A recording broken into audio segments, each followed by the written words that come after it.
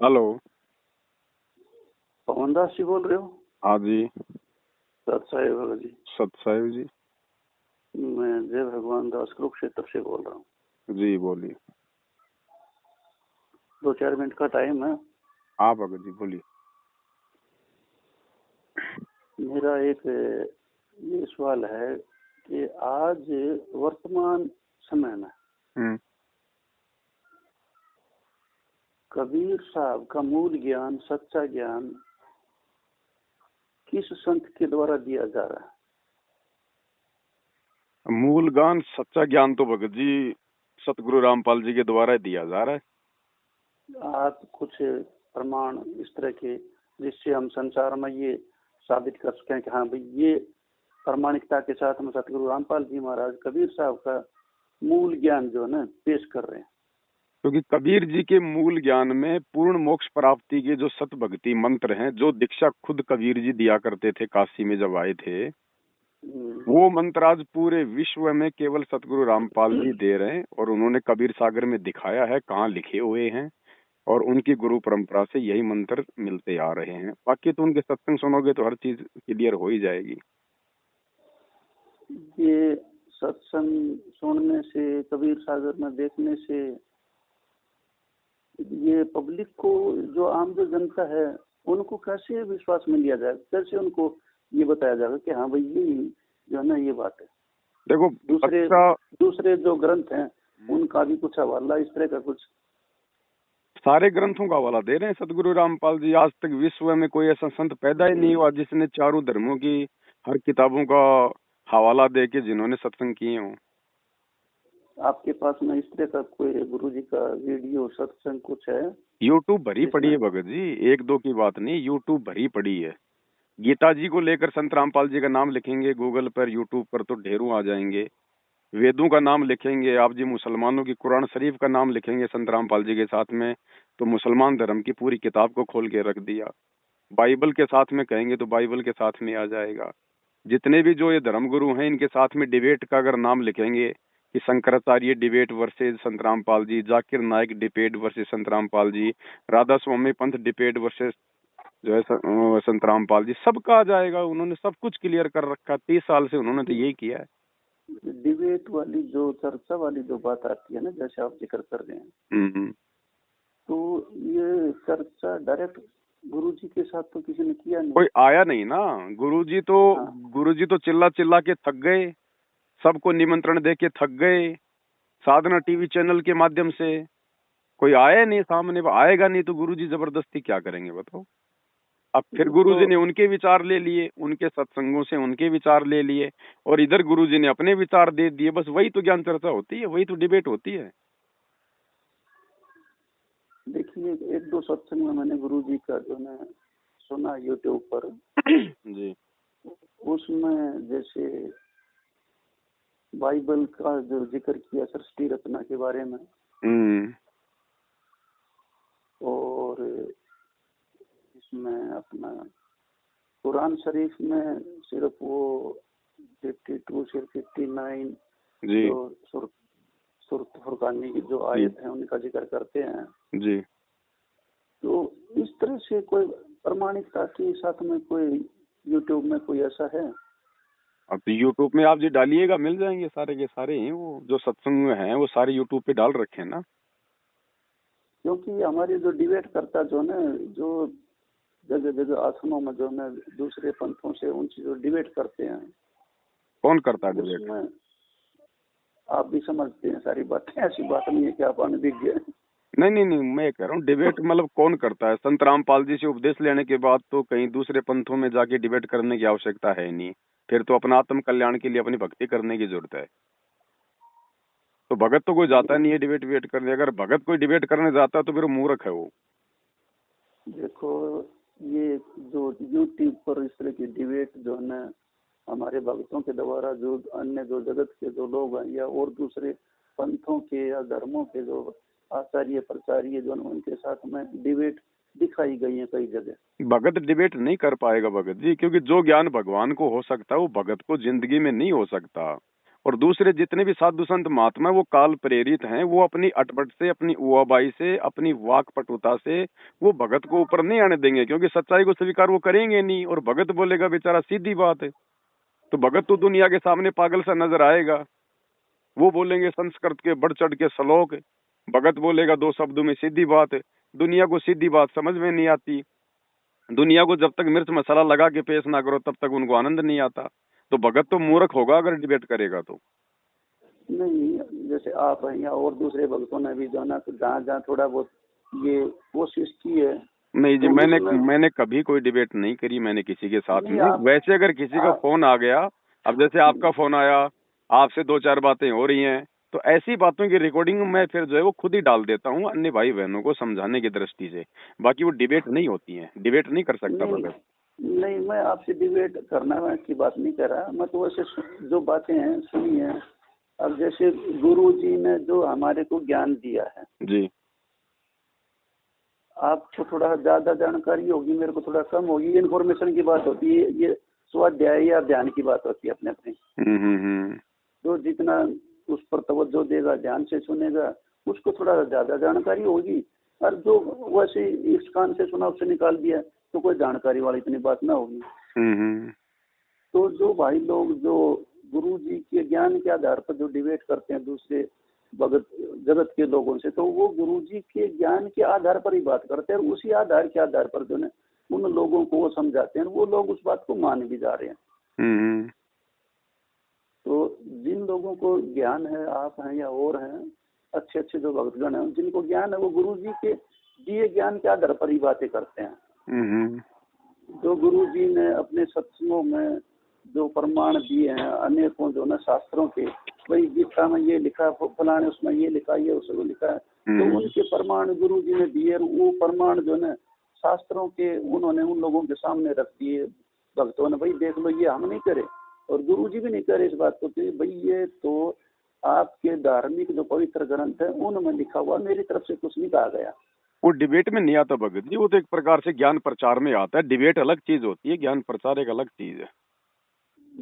वो लोग तो आए हैं डिबेट करने के लिए, और उन लोगों ने गुरु जी के ज्ञान के आधार पर दिखाया कि देखो भाई गुरु जी हाँ, तो उनको तरफ से प्रमाण वगैरह उनको दिखा दिए ना। अगर कोई अगर जानना चाहता है तो अच्छी बात है, जितना हमें ज्ञान है उतना हम लोग उनको बता सकते हैं, हम उनको दिखा सकते हैं।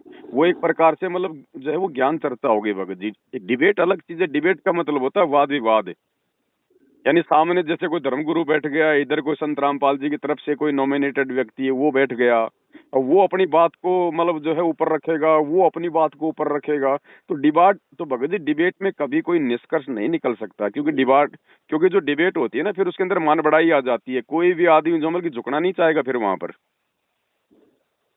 तो जो बात है, देखिए, यदि प्राणी को अपने आत्म कल्याण की जो बात है, यदि आत्म कल्याण करना तो सारे बकवास की बातें छोड़ के गुरु जी ने जो गुरु मंत्र दिया है उसके ऊपर दृढ़ होकर लग जाओ, यदि अपना कल्याण चाहिए तो। अब ये भी कोई सबकी जो है बस की बात नहीं होती, ये भी कोई पिछले संस्कार होते हैं, वही आत्मा जो है दृढ़ता के साथ में भक्ति कर सकती है। वरना अब आप खुद देख लिए वर्तमान में, आप जी ने कोई उपदेश वगैरह ले रखा क्या? उपदेश मैंने लिया था 2004 में सतगुरु रामपाल जी महाराज से। 2004 में? जी। अच्छा, उसके बाद फिर नहीं समझ में आई बात? नहीं समझ में आने वाली बात, 2004 के बाद में तो चौथा कांड हो गया। चौथा कांड होने से फिर डगमगा गए। फिर उसके बाद मैंने एक मधु परमांसा जम्मू वाला उससे लिया। वहाँ भी कुछ बात नहीं बनी। फिर 2009 में फिर जो है ना सतगुरु रामपाल जी महाराज से 2009 में बरवाड़ा में फिर लिया। अच्छा। फिर 2009 से फिर उधर ही जो है ना जुड़ा हुआ हूँ। अच्छा, तो अब कोई शंका है क्या कोई गुरु जी के ज्ञान पे? ना, गुरु जी के ज्ञान पे मुझे कोई शंका नहीं है। तो फिर क्या मतलब दूसरों को समझाने की दृष्टि से आप जी ये मतलब प्रमाण मांग रहे हो क्या? जी, कोई हमारे से ये पूछे भाई इस तरह के आप कैसे ये सिद्ध कर सकते हैं सतगुरु रामपाल जी महाराज ही जो है कबीर साहब का असली वास्तविक ज्ञान, यथार्थ ज्ञान वही दे रहे हैं। तो जो मोटे मोटे प्रमाण जो हमारे से भी पूछ सकता है कोई? नहीं, वो तो ठीक है, लेकिन वो गुरुजी ने सब कुछ अपनी पुस्तकों में लिख रखे हैं ना। आप गुरुजी की ज्ञान गंगा पढ़ो, दूसरा जो कबीर सागर का सरलार्थ है आप जी वो पढ़िएगा, उसमें सारा आपके ये मतलब ये कबीर पंथ के ऊपर ये पूरा जिक्र 600 पेज का जो कबीर सागर का सरलार्थ किया गुरु जी ने, सारा सब कुछ उसके अंदर वही प्रमाण है, कोई शक की कोई गुंजाइश ही नहीं है। वैसे तो मेरे पास में बहुत कुछ जखीरा है, ऐसी बात नहीं, कोई मेरे पास इस तरह कोई जिज्ञासु ज्यादा आता अगर है कोई तो। नहीं समझना चाहता है तो ज्यादा हमने को टेंशन नहीं लेनी भगत जी, हमने किसी के पीछे नहीं लगना, ये अपने संस्कार से सारा काम होता है। ये हम फिर अपना ही समय बर्बाद करने लग जाएंगे दूसरों को समझाने में, फिर वो भी गलत है। हमने नहीं, अपनी भी तो देखो भक्ति करनी है, प्रथम कभी अपना कभी आत्म तो कल्याण है, बाद कभी में कभी अगर कोई गुरु जी, समझना चाहता तो हम उसको थोड़ा बहुत सहयोग हम उसको दे सकते हैं। कभी कभी गुरु जी भी कहते हैं भाई देखिए ये सारा मेरा ठेकेदारी नहीं है, जब आप लोगों को समझ में आ गया नहीं तो तो आप थोड़ा अपने थोड़ा दूसरे करो जो अपना। भाई। भैया आज तो लाखों भगत हैं, करोड़ों भगत हैं, थोड़ा थोड़ा अपना करो, बाकी समय जो है अपनी भक्ति को दो। अगर तो उसी काम ये में लग जाओगे तो भी बात बिगड़ जाएगी। फिर तो जो ना आदमी अपना वो बन जाता कि मैं जो है ना प्रचारक हो गया, मैं गुरु गुरु का हाँ उत्तराधिकारी वही मैं हो बात गया, है, फिर वो अपना काल घमंड हो खदाव लग जाता है। जाता है, बहुत सारी बातें हो जाती है, फिर आदमी फिर वो जिज्ञासु बन जाता है, मन बड़ाई आ जाती है, वक्ता हो जाता है, बहुत सारी बातें होती है, फिर तो लपेट इस लेता है तरह की काल। जो है ना, तो इस तरह की इस बात को लेकर के मैंने आपसे जो है ना ये तो ये तो देखो पुनर्चर्चा परमात्मा किया ने था, यूट्यूब और पे कोई खास सारे बात नहीं। सत्संग दे ही रखे हैं। जब आप जी जब सत्संग सुनो तो बीच में इस प्रकार के जो प्रमाण गुरु जी दिखाते हैं आप उनकी कटिंग कर लिया करो ना। नहीं, वैसे तो मेरे पास में ज्यादातर जो है ना सारा माल मसाला जखीरा है, हाँ तो फिर क्या दिक्कत है, फिर कोई आवे तो उसको समझा दो भगत भाई को और जो भी अपनी तरफ दोगे। से जितना जितना होता है अपनी तरफ से जो है ना, मैंने भी अपनी जिंदगी में 8-10 गुरु बना करके ये दुनिया के देख रखे हैं। हाँ तो बस काफी है, फिर आपका तो अनुभव ही काफी है, वही बता दिया करो। इनके जितने भी इधर उधर के जो व्यास के हैं और अठरम चठरम यजनीश हम्म। भजनीश अठरम, ये सारों से मैं वाकिफ हूँ। तो वर्तमान में आप जी इन आश्रमों में जाते हो क्या? किसी के उसमें नहीं जाता, मैं तो सिर्फ गुरु जी के उसमें जाता हूँ, बाकी ये कुरुक्षेत्र वाला जो है हाँ इधर इसमें चले जाते हैं, और तो कहीं जाने का हमारे पास कोई हिसाब किताब है नहीं। तो उधर भी क्यों जाना भगत जी, जब आपको पता है बरवाला कांड के बाद में क्या सिस्टम चल रहा है, तो उधर भी क्यों जाना? ये तो अपने धार्मिक धंधे के लिए दुकानें खोल रखी इन लोगों ने। ये जो बात आप जो कह रहे हो, ये बात है, मैंने उसके सामने भी कई दफा इस बात को कह दिया। मैं पुरुषोत्तम के। पुरुषोत्तम, हाँ बिल्कुल। वो कहाँ मैंने मानने उसको भी वाले हैं। मैंने उसको कह दिया, मैं देखिए थोड़ा सा आप शांत हो जाओ, गुरुजी जो ना आपसे बड़े खफा हैं। बोले आप कौन से गुरुजी से मिलते हो? मिलने के बाद हमें पता है ना। हम्म। तो जब गुरुजी फोन फान कोई आता है तो उसको खुद जो है ना डांटते हैं, गाली देते हैं, नकम में गधा बनेगा, ये इस तरह की जो भाषा गुरुजी उसके प्रति यूज करते हैं, तो वो क्या है, फिर वो बात थोड़ी होती है।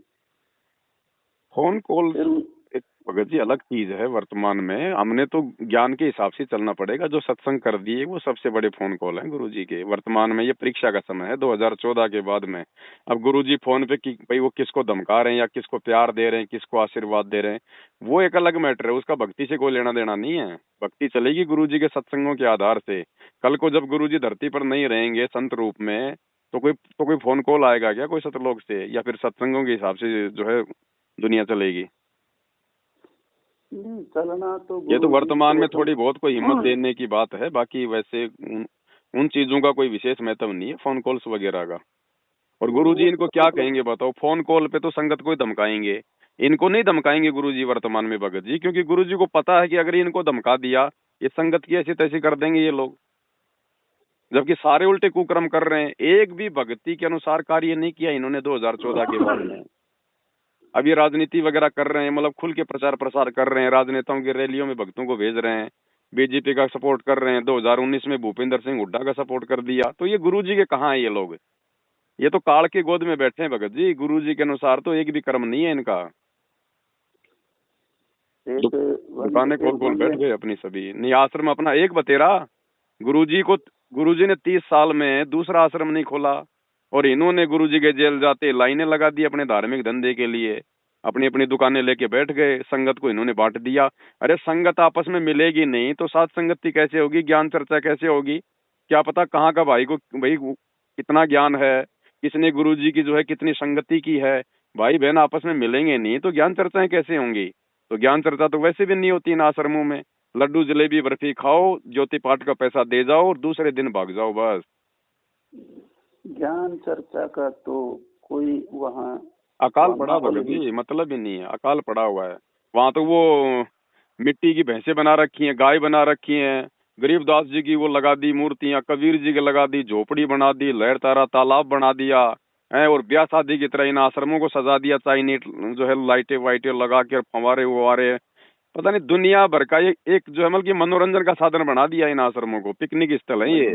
बंदी छोड़ सतगुरु रामपाल जी भगवान की जय। ये देखिए आज परमात्मा कबीर साहिब जी के प्रकट दिवस पर ये क्या संदेश पूरे विश्व के लिए है, इसको पढ़ना आपके लिए बड़ा जरूरी है। सर्व सृष्टि के रचनाहार होकर भी परमेश्वर कबीर साहिब जी ने सभी जीवों को सीख देने के लिए आजीवन एक झोपड़ी में रहकर धानक का कार्य किया और हमें यह उदाहरण दिया कि अपने कार्य और भक्ति के बीच संतुलन स्थापित करके हम भक्ति और कार्य एक साथ कर सकते हैं। उनका मानना था कि सच्ची भक्ति का मार्ग जीवन के साधारण कार्यों से होकर ही जाता है। कपड़ा बुनने का कार्य भी उन्होंने किया और साथ में भक्ति भी करके दिखाई। भक्ति और ईश्वर के स्मरण में लगे रहते थे। तो ये एक तरफ से छोटा सा वो गांव है या फिर उनकी वो झोपड़ी है, आप देख लीजिए। ये लोग बैठ के आप थोड़ा सा आनंद ले रहे हैं परमात्मा के उस झोपड़ी रूपी का। अभी ये देखिए धानक रूप रहा करता, ऐसे रहा करते थे कबीर परमेश्वर जी। और आज हम जो दौलत की अंधी दौड़ में पागल हो गए हैं, परमात्मा को भूल गए हैं। और स्वयं परमात्मा धरती पर जब आए थे उन्होंने इस प्रकार अपना जीवन व्यापन किया था। तो ये हमारे सामने एक समक्ष मजबूत उदाहरण है, जिसका पालन करने के लिए, जिसकी सीख देने के लिए संत रामपाल जी महाराज ने ये जो लीला है कबीर परमेश्वर जी की, ये हमारे सामने प्रदर्शित करी है। और ये गाय भी रखते थे कबीर परमेश्वर जी। ये देखिए ये हो गाय है, कितनी सुंदर है बंदी छोड़गी। ये देखिए बंदी छोड़गी, बछड़ा देखिए पीता हुआ। ये देखिए ये झोपड़िया, मतलब ये लालटेन है एक तरह से। ये दिखाया है कि पुराने समय में कैसे जो है एक व्यक्ति अपना जीवन बसर करता था, तो उसी रूप को परमात्मा कबीर साहिब जी ने साकार किया है और वो करके दिखाया है। ये देखिए ये पूरा एक तरह से छोटे से एक गांव का दृश्य हो गया। ये कुआं है। तो ये सीख लेने की बात है, समझ लेने की बात है। परम संत रामपाल जी महाराज ने वो उदाहरण हमारे समक्ष दोबारा जीवित कर दिया है। ये देखिए ये बाकी आश्रम का दृश्य है, आप देख सकते हैं। सत साहिब जी ये ढकोसला सा जो ना है, तो ये ऐसी बातें क्या किया जाए इनका। तो भगत जी इसीलिए हम तो अपना घर बैठ के भक्ति कर रहे हैं। मालिक ने जो ज्ञान दे दिया, मर्यादा में रहेंगे, परमात्मा शब्द रूप में साथ है, और क्या करना हमें भगत जी। एक बंदा जो है ना, अभी जैसे आजकल सार नाम लेने का जो सिलसिला चला हुआ है, धनाना से उधर से मिलता सार नाम। ये तो भगत जी ये तो मैनेजमेंट वालों का सार नाम है। नहीं है तो सार नाम नहीं था। तो जिस बंदे ने सार नाम लिया था उससे मेरी वार्तालाप होगी थोड़ा सा वहीं कुरुक्षेत्र।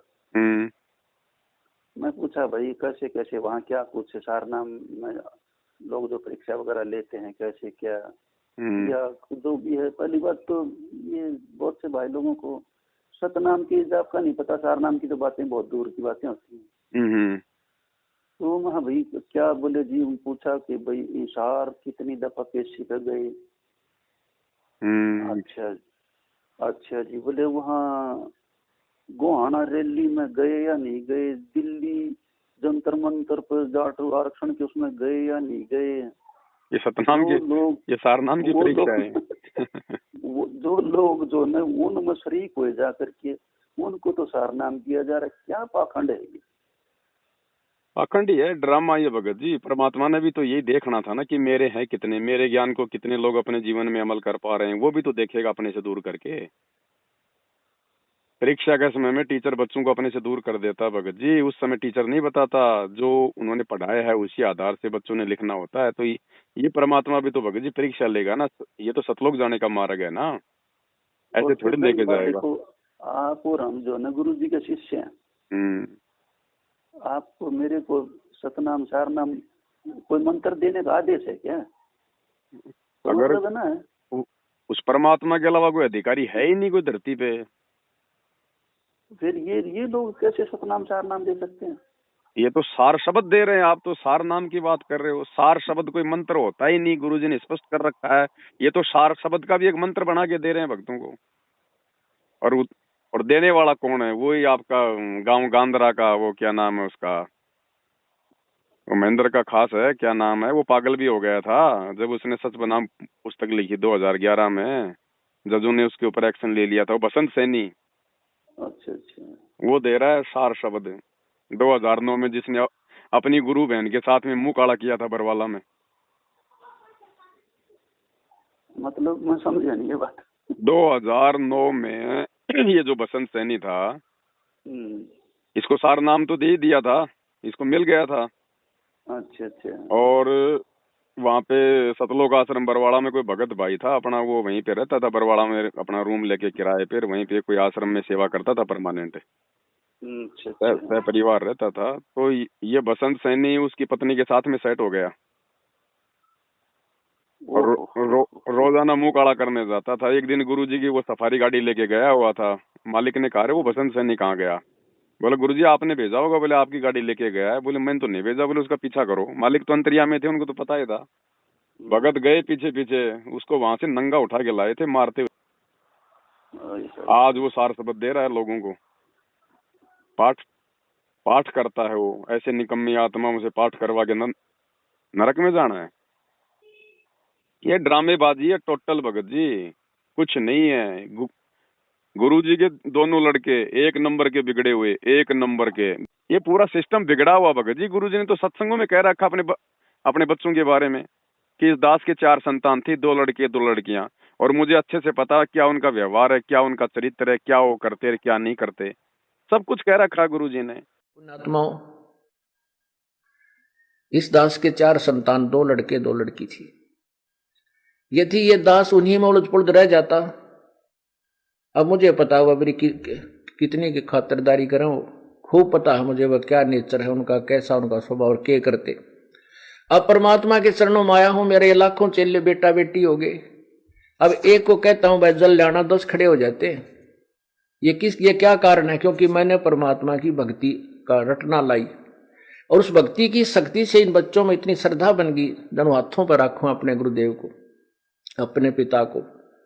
परमात्मा कहते हैं कुल खोए कुल होत है, कुल राखें कुल जा, राम निकल कुल भेंट ले, सब कुल रहा समाए।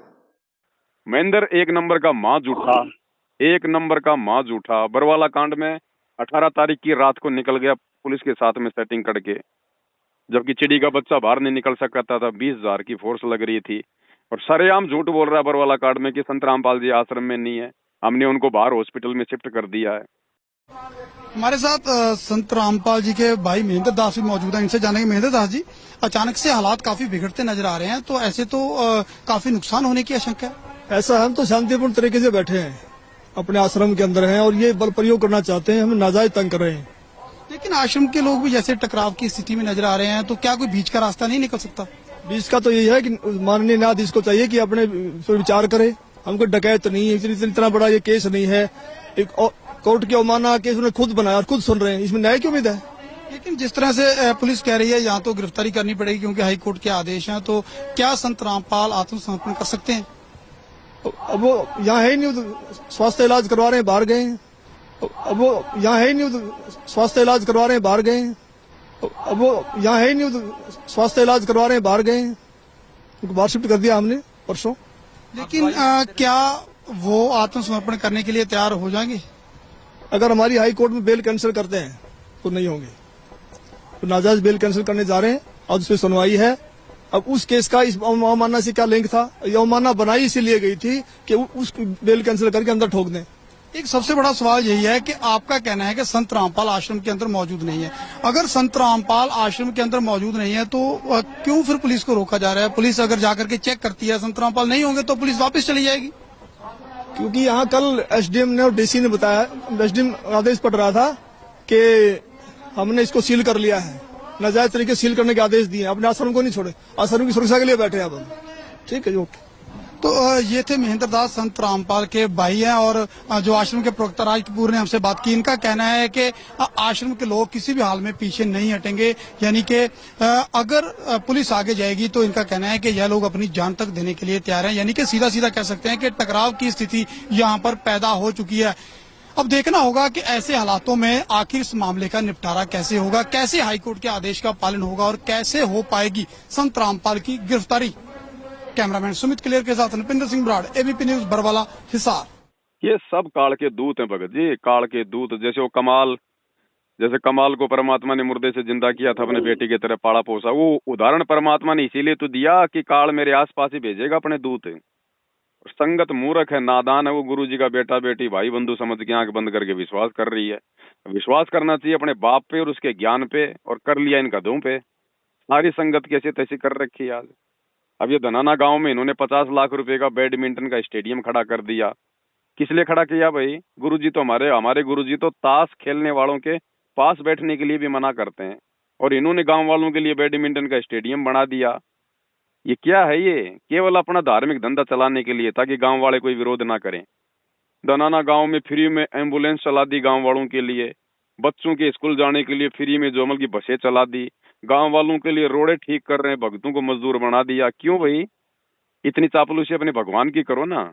जैसा कि आप सभी जानते हैं, संत रामपाल जी महाराज जी हमेशा से ही समाज सुधार के कार्यों में आगे रहे हैं, और जब समाज को किसी मदद की जरूरत हो तो संत रामपाल जी महाराज जी स्वतः पहल करके सामाजिक कार्य करवाते हैं। संत जी द्वारा हरियाणा राज्य के सोनीपत जिले में उनके पैतृक गांव धनाना में सतलोक आश्रम संचालित है। संत जी ने धनाना आश्रम के निर्माण के समय से ही गाँव धनाना को मुख्य हाईवे लाखन माजरा कस्बे और रोहतक शहर से आवागमन के लिए बसों का संचालन किया है। इसी कड़ी में गाँव के लिए और आस पास के अन्य गांव के लिए संत जी ने एम्बुलेंस भी प्रदान कर रखी है। हाल ही में गांव धनाना से लाखन माजरा को जोड़ने वाली मुख्य सड़क टिडाना गांव के आगे क्षतिग्रस्त हो गई थी, जिसके कारण स्थानीय निवासियों को काफी परेशानी होती थी। जब यह बात संत जी तक पहुंची तो संत जी ने तुरंत अपने शिष्यों को आदेश दिया कि सामाजिक सेवा में इस क्षतिग्रस्त सड़क को रिपेयर किया जाए। संत जी का आदेश उनके शिष्यों ने प्राथमिकता से लिया और सैकड़ों शिष्यों की सेवा उपस्थिति में बिना किसी सरकारी मशीनरी और आर्थिक सहयोग से इस सड़क को सतलोक आश्रम धनाना धाम की तरफ से रिडाना गांव से लेकर लाखन माजरा तक सड़क को रिपेयर किया गया। संत रामपाल जी महाराज के इस सामाजिक कार्य की प्रशंसा न केवल उनके अनुयायी बल्कि आसपास के गांववासी भी कर रहे हैं। सब ड्रामेबाजी है भगत जी। कबड्डी के मैच में गुरुजी का बड़ा लड़का 31 हजार रुपए धनाना गांव में ट्रॉफी में दे रहा है। ये कुछ नहीं समझ पाए, ना इस ज्ञान को, ना भक्ति को, ना भगवान को। इनको माया चाहिए थी, भगवान ने इनको माया दे दी, और कुछ नहीं इससे ज्यादा। अगले जन्म में गधे बन के फिरेंगे यहाँ पे धनाना की गलियों में। जो भी साथी सतपाल राणा जी, ओपी जी और सरपंच रामेर जी और जितने भी ग्रुप के साथी आए हैं कमेटी के आश्रम से, उन सभी का यहाँ पहुंचने पर तहे दिल से शुक्रिया अदा है। हम बार बार उनका धन्यवाद करते हैं कि इतना बड़ा सहयोग इन खेल खिलाड़ियों के लिए उन्होंने किया, और हमेशा और आगे आने वाले समय भी उन्होंने विश्वास दिलाया कि बहुत बड़ी खेल प्रतियोगिता हम समय समय पर करवाएंगे और उसमें इसी तरह सहयोग करेंगे। किसी भी तरह की कोई कमी नहीं। और 31,000 की बहुत बड़ी राशि, पहला इनाम रामपाल जी महाराज की तरफ से आश्रम धनाना रामपाल जी महाराज की हमारी खेल कमेटी को दिया गया। रामपाल महाराज जी का जितना भी आश्रम की ओर से जो सहयोग हुआ, चाहे भाई वीरेंद्र जाटान जिन्होंने 31,000 रुपये सतलोक आश्रम की तरफ से खेल कमेटी को देने का काम किया, ओपी जी और सरपंच रामेर जी, बहुत बहुत धन्यवाद आपका। जय बंदी छोड़ की सत साहिब जी आश्रम की तरफ से सारा दिन जो खाने की बात है, चाय की बात है, दूध की बात है, और किसी भी सुविधा जो बिजली की बात है, सभी सुविधा। गुंडों की सीबीआई जांच इन्होंने करवा दी। और राजस्थान का गैंगस्टर आनंदपाल सिंह 5 लाख रुपए उसकी सीबीआई जांच के लिए राजपूत करणी सेना को दे दिए। अरे भक्तों का दान, और तुम उन गुंडों को दे रहे हो। जयपुर में सरकार ने वादा किया था और उसके लिए भी मैं समर्थन पत्र लेके पहुंचा था। प्रेस कॉन्फ्रेंस में वो समर्थन पत्र हमने सौंपा था कि फर्जी एनकाउंटर की सीबीआई जांच का संत रामपाल जी के लाखों अनुयायी समर्थन करते हैं।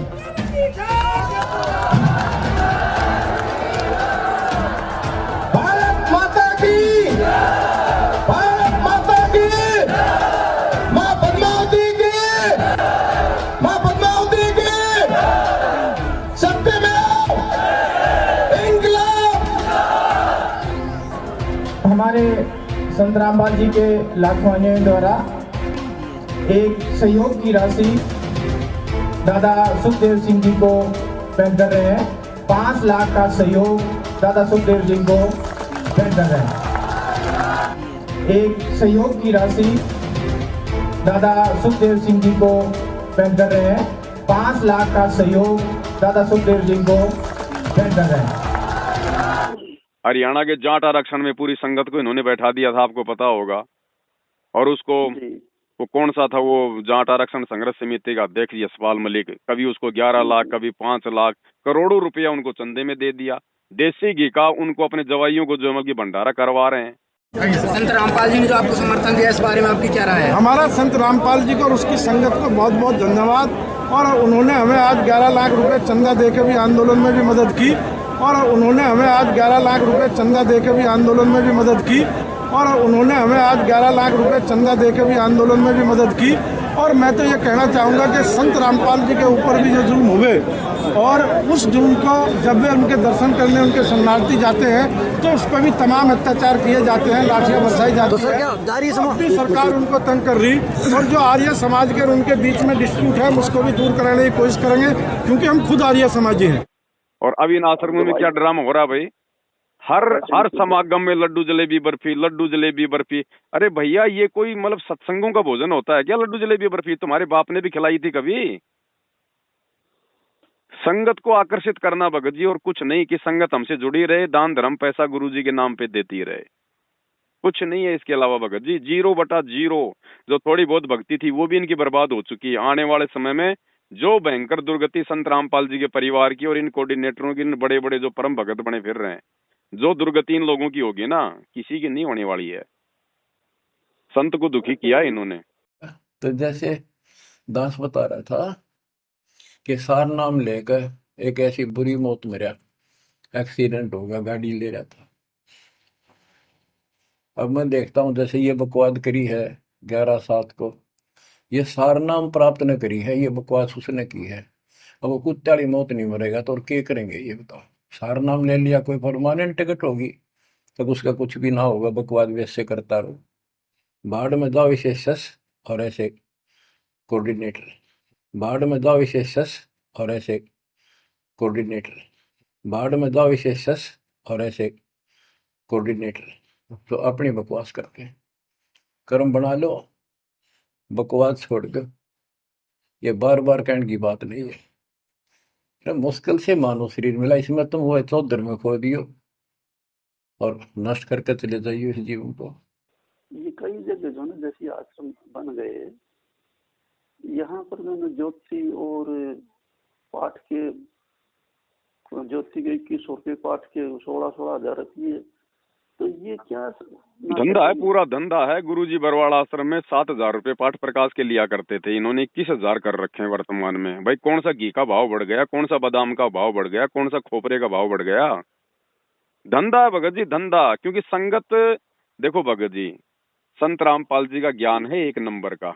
आत्मा इस ज्ञान को सुनते ही जमल की तड़प उठती है, और वो बेचारा तुरंत नाम दीक्षा लेने की सोचता है। फिर अब उसको तो 1 साल बाद जाके पता चलेगा क्या सही है क्या गलत है। तब तक तो बेचारा 2 बार ज्योति करवा देगा, 2 बार वो पाठ करवा देगा, इनका काम तो हो गया। उसके बाद चाहे भाड़ में जाओ भगत, फिर उसके बाद में फिर और नए भगत जो है वो जुड़ते जाएंगे।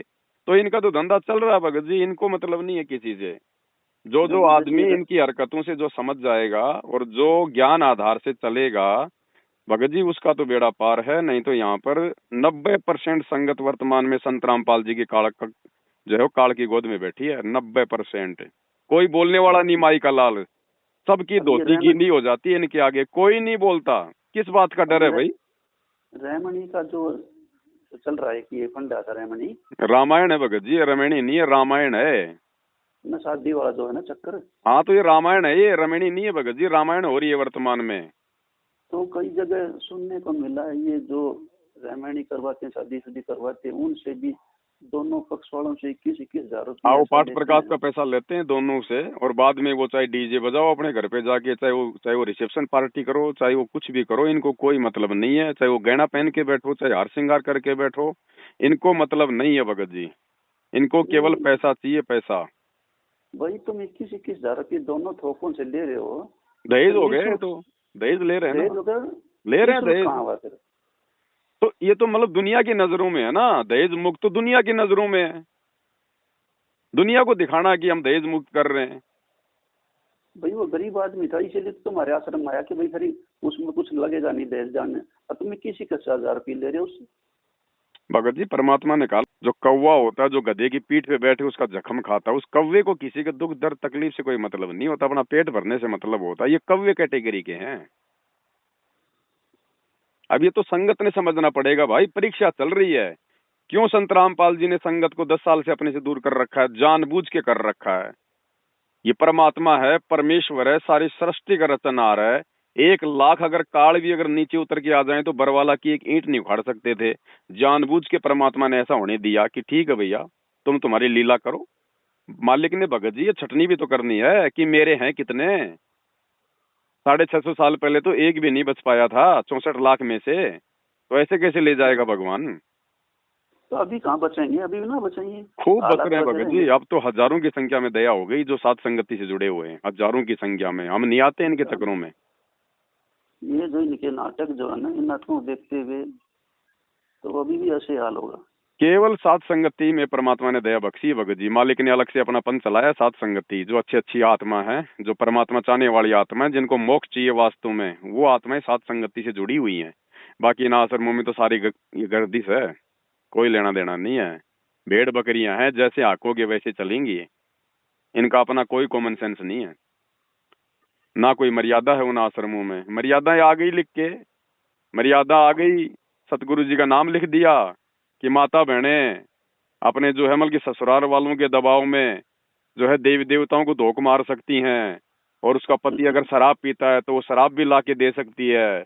उसका पति अगर मांस बनवाता है तो मांस भी बना के दे सकती है। और ये सोच ले कि मैंने तो बनाया ही नहीं। आ गए सारे नियम, आ गए, छूट दे दी स्पेशल। तो बताओ फिर काहे की भक्ति चलेगी इनकी। ये सारा खेल सतगुरु का है भगत जी। परीक्षा ले रहा है परमात्मा। जो दृढ़ आत्मा होंगी, जो उनके युगों युगों के माल होंगे ना, युगों युगों के माल, जिनके लिए परमात्मा सतयुग त्रेता द्वापर ये सारे ये कष्ट उठाता आ रहा है। साधु सेती मस्करी चोरा नाल खुशाल मल अखाड़ा जीतेंगे युगन युगन के माल।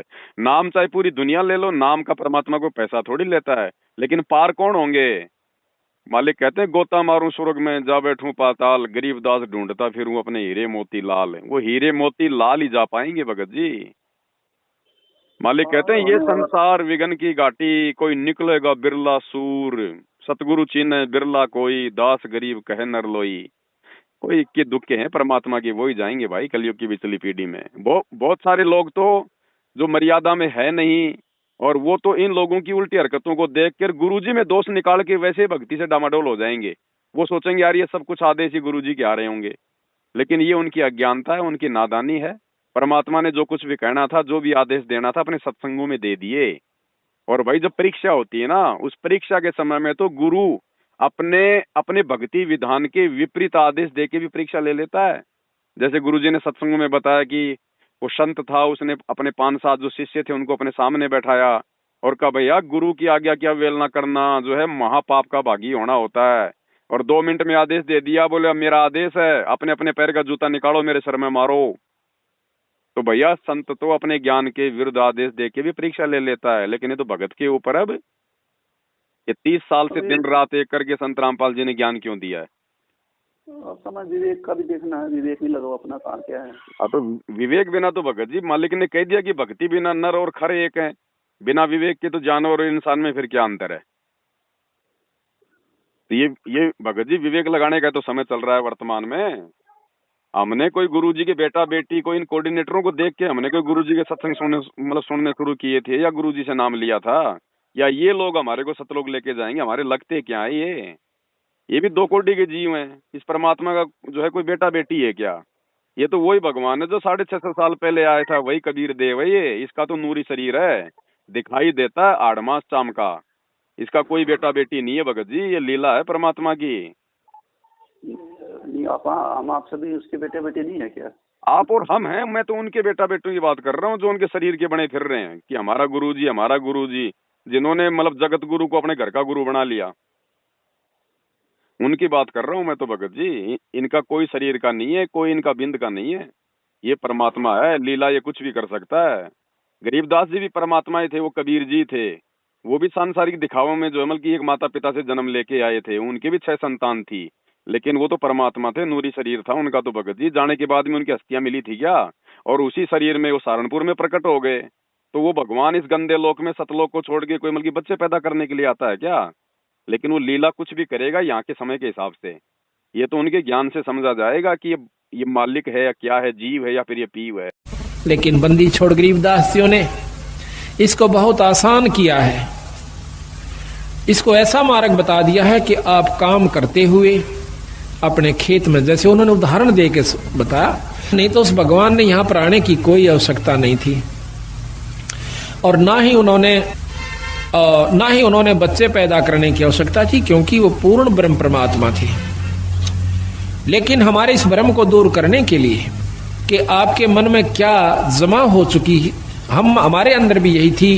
हम तो एक साधारण सा अपना नाम ले लिया करते थे, आरती कर लिया करते थे, जब तक हमने पूर्ण ज्ञान नहीं हुआ था। इस उद्देश्य से कि हमारे थोड़े बहुत काम सर जाएंगे, भगवान की आरती कर लें। बाकी प्राप्ति की हमें कोई उम्मीद नहीं थी, परमात्मा प्राप्ति की। जब से बंदी छोड़ गरीबदासियों का, कबीर साहिब का ज्ञान देखा, इसको समझा, और वे साथ में ये भी पता चला कि ये गृहस्थी थे, बाल बच्चेदार थे। इन्होंने अपने बच्चों के सारी ये क्रियाक्रम किया, विवाह भी किया, और साथ में उनका पालन पोषण भी किया, और फिर भक्ति करके परमात्मा प्राप्ति भी की। तो जब हमारे मन में यह कुछ उत्सुकता पैदा हुई कि जब बंदी छोड़ गरीबदास जी सारे काम को करते हुए पार हुए, तो हम भी हो सकते हैं। धर्मदास भी तो धोखा खा गया था जब परमात्मा कहते थे, परमात्मा तुम अपने आप को विदेही कहते हो, जबकि आप तो मेरे जैसे देही वाले दिखाई देते हो। तो भगवान ने कहा कि धर्मदास यही तो होता है परमात्मा, परमात्मा की देह जो है मतलब वो विलक्षण होती है, वो दिखाई तो तुम्हारे जैसा ही देगा, लेकिन असल में तुम्हारे जैसा नहीं होता। मालिक कहते हैं, हाड़ चाम लहू ना मेरे, कोई जाने सतनाम उपासी, तारण तरण अभय पद दाता, मैं हूँ कबीर अविनाशी। और धर्मदास का भी शरीर था, लेकिन परमात्मा भी यही कहा करते, विलक्षण यही थी उनकी, साकार है, थे भी रहे भी, उस समय प्रकट थे, अब भी है। और इसी प्रकार इस मंत्र को विधेय मंत्र का, क्योंकि ये नि शब्द अक्षर के माही, अक्षर के अंदर है, ये सार शब्द भी अक्षर में है। अब जो प्रश्न चल रहा है, धर्मदास तो चरणा में पढ़कर रोएगा, छोड़ जाए को नहीं, छोड़ जाए को नहीं।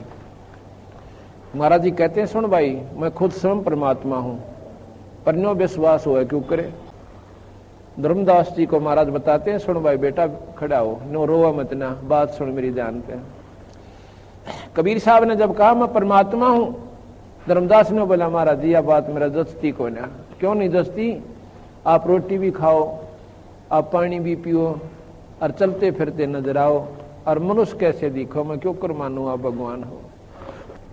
बंदी छोड़ कहते हैं, हम साहेब सतपुरुष हैं। कबीर साहब बोले, मैं पूर्ण परमात्मा सतपुरुष हूं, हम साहेब सतपुरुष हैं, ये सब रूप ये हमारे द्वारा ही बनाए गए हैं, ब्रह्मा विष्णु महेश और तुम सब जीव वहीं से आए थे भाई। जिंद कहे धर्मदास से तुम सत्य शब्द गनसार, गगन सुन में धाम है, अवगत नगर नरेश, अगम पंथ कोई ना लखे, ये खुद शंकर शेष। और आप और हम भगत जी रोजाना नित्य नियम में पढ़ते हैं, वाणी संख्या 17-18 के आसपास में, कि गरीब ऐसा सतगुरु हम मिल्या, तेज पुंज के अंग, निर्मल नूर जहूर है, रंग रूप नहीं श्वेत।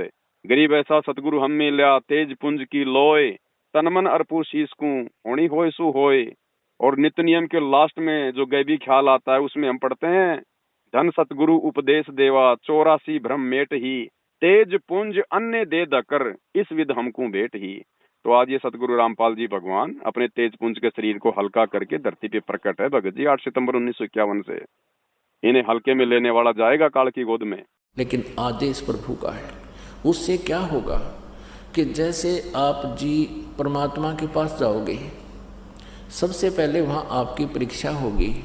ये दास के रूप में परमात्मा त्रिकुटी पर मिलेगा आपने, और जैसी भावना आपकी यहाँ होगी, ऐसा ही अंतःकरण में वो ज्यों का त्यों स्वभाव मिलेगा। तो वहाँ आपकी परीक्षा होगी, और वहाँ भी आप जैसे आज इस दास के साथ व्यवहार कर रहे हो तो वहाँ भी ऐसा ही करोगे, बट नेचुरल। और यदि आज इस दास के स्थान पर परमेश्वर होते और रहे वो 120 वर्ष रह कर चले गए, 64 लाख से 181 में वो दानक कबीर रूप में परमात्मा रहे ज्वाला रूप में, लेकिन हमने उनको भगवान ना माना। बहुत से हमारे काम भी ठीक हुए, मुर्दे जीवित करे परमात्मा ने, लेकिन हमने उस मालिक को भगवान नहीं माना। यदि हम उनको प्रभु मान लेते तो यह समस्या उस दिन हल हो जाती है। हमने उनको भगवान नहीं माना, जिस कारण से आज तक हम उलझ रहे हैं। और इसलिए परमात्मा कह रहे हैं कि गुरु जो मेरा संत होगा, मेरा भेजा हुआ, उसके प्रति भी मेरे जैसा व्यवहार रखियो। ये समझ लेना, हम नो मान लो कि इस दास के स्थान पर कबीर साहब बैठे हैं। ये समझ लेना, हम नो मान लो कि इस दास के स्थान पर कबीर साहब बैठे हैं। ये समझ लेना, हम नो मान लो कि इस दास के स्थान पर कबीर साहब बैठे हैं। और यहाँ भगवान आ जाए, जिसके लिए हम भटक रहे, रो रहे, तड़फ रहे हैं, जिन्होंने राज त्याग दिए, घर त्याग दिए उसके पाने के लिए, और आज वो सामने हो तो आपका कैसा व्यवहार हो, ये आपने सोचना है। जिसकी संत की पहचान उसके ज्ञान से होगी, और ज्ञान तो छोड़ो, इन्होंने तो वो सुख दे दिए जो सुख 650 साल पहले परमात्मा 64 लाख को भी नहीं दे पाए थे। आज वो सुख दे दिए भगवान ने। 60 साल की औरतों को परमात्मा ने जो है मतलब की गोदरी करी है। आस्था चैनल पर प्रभु की परिभाषा प्रभु की देखकर बहुत से भक्तात्माओं ने ये आशा व्यक्त की कि कोई ऐसा प्रत्यक्ष प्रमाण सामने आवे कि जिससे हमें सिद्ध हो कि परमात्मा कबीर साहब वास्तव में प्रभु हैं। अब कबीर साहब कहते हैं कि पर्वत पर्वत में फिरा, कारण अपने राम, जब राम जैसे संत मिले जिन सारे सब काम। कबीर परमात्मा अपनी ही महिमा स्वयं ही गाते हैं और कहते हैं कि परमात्मा से हम जो सुख चाहते हैं, पुत्र बांझ को पुत्र हो, बंद कर दे। ये आपके सामने एक अनमोल उदाहरण है। ये एक परिवार खड़ा है, ये जिला रोहतक हरियाणा के गांव चिड़ी के रहने वाले हैं, और इस बहन के जो अब देखो सामने, इस बहन की आयु लगभग 57 वर्ष है, और साथ में ये नवजात शिशु इनकी गोद में है, ये इनका पुत्र है। पहले ये सामने जो लड़की खड़ी है, ये सामने सुलोचना नाम की लड़की, ये बड़े वाली देखना, इसका नाम सुलोचना है। आपकी कितनी आयु है बेटी? 35 वर्ष। अब इस लड़की की आयु 35 वर्ष हो चुकी है, और इसके ये 2 पुत्र और पुत्री हैं। ये पुत्री है इस लड़की की, और ये पुत्र है, अर्थात इस बहन की, देखना इसको बड़ी वाली को, क्या नाम है तेरी माँ का? इस संतरा की ये तो बेटी है, बड़े वाली सुलोचना नाम है, जो 35 वर्ष की है। चित्र मारे ना सारे। और ये देवती है इसकी, और ये देवता, और ये इनका दामाद है। इस 35 वर्ष के तक कोई संतान नहीं हुई इस लड़की के, सुलोचना के जन्म के उपरांत। अब इस बहन ने एक अपनी बहन का पुत्र भी गोद लिया। जब वो 10 वर्ष का हो गया तो उसकी मृत्यु होगी। उसकी मृत्यु के बाद ये पागल होगी। इस संतरा की ननंद गांव झांसुआ के अंदर ब्याही हुई है। वो बहुत बीमार रहती थी, सब जगह घूम ली थी, बर्बाद हो चुकी थी। और कबीर परमात्मा के चरणों में आते ही कर्म दंड कटते ही वो स्वस्थ होगी। 4 वर्ष हो गए। तब तब वो अपनी बीमारी का इलाज हो जाने के बाद उसने फिर अपनी इस भाभी से प्रार्थना की जिसका संतान नहीं थी। एक पुत्री होने के बाद ये जो सामने आपने चित्र में पुत्र को लिए हुए दिखाई दे रही है। फिर इधर लो, उसने जाकर के अपनी भाभी से संतरा से प्रार्थना की कि आप यहाँ नाम ले लो। ये पागल हो चुकी थी, ऐसे इसका इलाज भी करवाया गया कि ये पागल हो चुकी है, मेडिकल आदि में ले जाकर। तब इसने प्रार्थना की कि आप हमारे गुरुदेव इस दास का नाम बताया, वहां चलो उनसे उपदेश लो, कबीर परमात्मा की रजा से आपकी ये सूनी गोद भी भरी जा सके है। अब 57 वर्ष की आयु में, और ये अनमोल कहानी करना कोई बच्चों का खेल नहीं है, ये पूर्ण परमात्मा कबीर साहब की समर्थता का प्रत्यक्ष प्रमाण है। ये नहीं मानी कि अब नहीं हो सकता कुछ भी। तब उसने बहुत प्रार्थना की, इसको कह सुन करके यहाँ ले आए इस आश्रम करौथा में। नाम लिया, नाम लेते ही परमात्मा कबीर परमेश्वर ने अनहोनी की। ये बांझ को पुत्र दे, कोढ़ी को काया दे, वो प्रभु कहलाता है। ये गर्भ रहा, ये बच्चा परमात्मा ने भेजा अपनी कृपा से। फिर भी इनके मन में शंका पैदा कर दी इन मूर्ख मार्गदर्शकों ने, क्योंकि ये तो बेचारी सौदी में थी नहीं, पागल हो चुकी थी।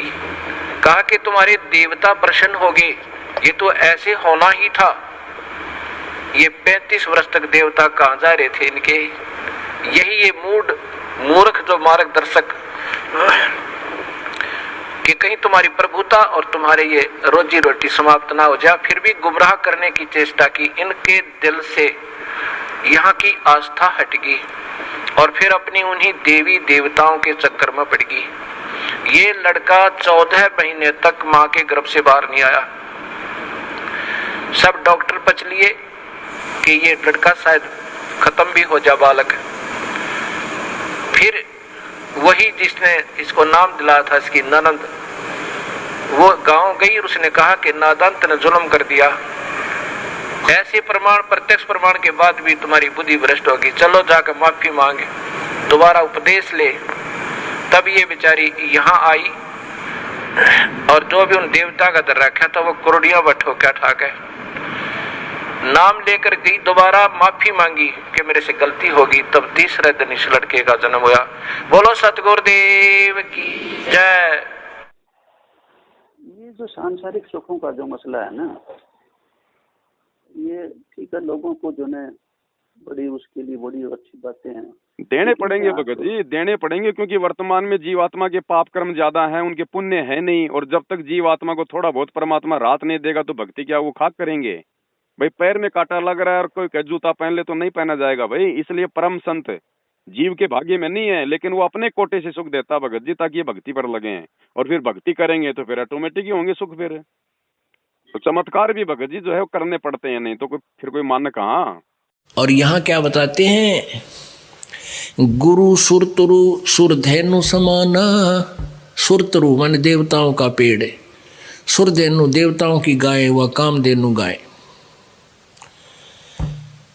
और पावे चरण मुक्ति परवाना, चरणन में, उसके चरणन में मुक्ति मिलेगी। और वो काम भी गुरुजी के सामने आप आते हो, आप प्रथम बार आते हो, महा दुखी होते हैं। कुछ पुण्यात्मा भी हैं जो आत्म कल्याण के लिए भी आती हैं, वो 10% है।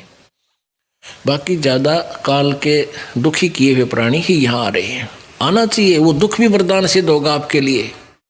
और आप जी आकर इस दास के सामने अर्ज करते हो, मन में सोचकर भी खड़े होते हो, तो वो इस दास के माध्यम से एक परमेश्वर कबीर जी के दरबार में जाती है।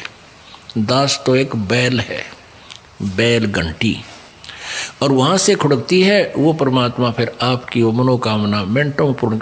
शुरुआत में आपके पुण्य नहीं होते, ना आपने कोई चौनी दान कर रखी होती, तो भी आपको राहत शुरू हो जाएगी, क्योंकि वो परमात्मा अपने कोटे से देगा। क्योंकि आपके पास तो पुण्य समाप्त हो लिए, पुण्य समाप्त हुए तो आपका राम रूस गया, आपके ऊपर दुख आ गए, सुख समाप्त हो गए, वो जल खत्म हो गया। तो यहाँ गुरु जी की सेवा, हैंडपंप की पूजा करी, चलाया तो फिर पानी भरने लग गए, तो वो फिर से आप परिपूर्ण हो जाओगे। तो शुरुआत में परमात्मा सुर तुरु सुर धेनु जैसे काम करेगा आपके गुरु जी के माध्यम से, यानी आपको मांगते ही देगा, लेकिन वो आपकी पूंजी नहीं होगी।